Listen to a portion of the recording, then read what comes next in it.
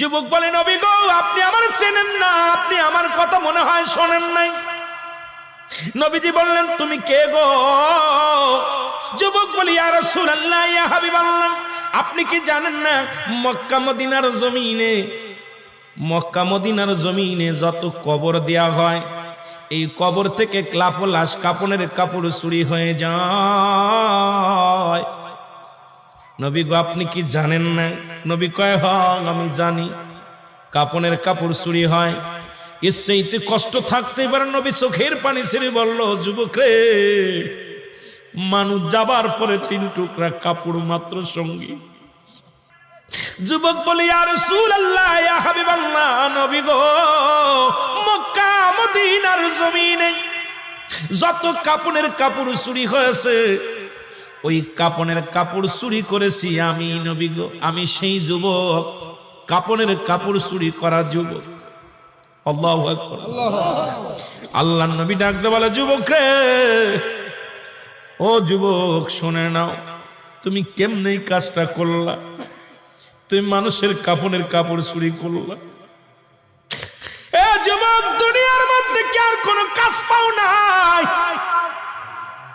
যুবক বলে, ইয়া রাসূলুল্লাহ, ইয়া হাবিবাল্লাহ, নবী গো, ও মায়ার নবী, আমি ভুল করেছি, আমারে আপনি তওবা করে দিন, আল্লাহ যেন আমারে মাফ করে দেয়। যুবক বলে, আল্লাহর নবী বলে, যুবক রে, তুমি তওবা করো, তওবা করলে আল্লাহ মাফ করে দিবে। যুবক বলে, নবী গো,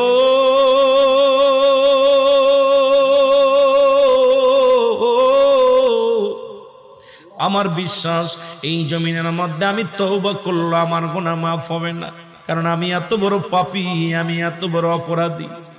আল্লাহর নবী কয়, যুবক রে, তুমি তওবা করো, তওবা করলে আল্লাহ তোমারে মাফ করে দিবে। যুবক বলে, নবী গো, মায়ের নবী,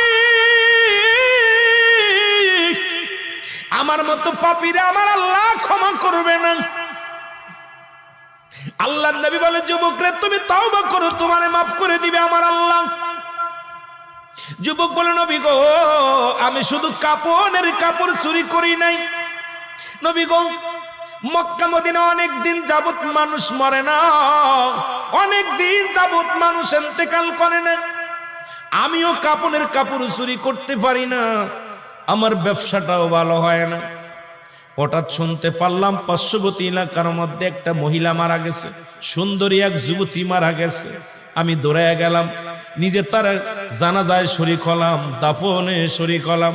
সারাদিন অপেক্ষা আছি কখন রাত নেমে আসবে, কাপনের কাপড় চুরি করব। সব মানুষ যখন রাত্রে খাওয়া দাওয়া করে নির্জুম হয়ে গেল, আমি আস্তে আস্তে করে গোরস্থানে ঢুকলাম। গোরস্থানে ঢুকিয়া আস্তে আস্তে করে কবরের মাটিগুলো সরাইলাম। কবরের মাটি খুঁড়িয়া, নবী গো, আল্লাহর নবী ডাকতে বলে, যুবক, তুমি কি শুনাইলা? যুবক বলে, মায়ার নবী গো,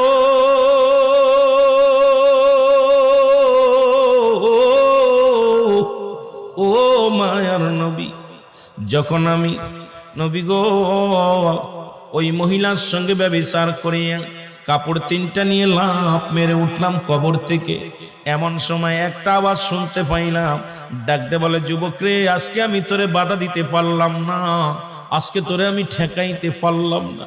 ও যুবক, আমার সনে অন্যায় করলি, জীবনে কোনো বেগানা পুরুষ আমার জীবনে আসে নাই, আজকে তুই আমার সনে অন্যায় করলি, আমি আল্লাহর আদালতে মামলা দিলাম, আল্লাহ যেন কোনদিন তোরে ক্ষমা করে না। জোরে বল আল্লাহু আকবার।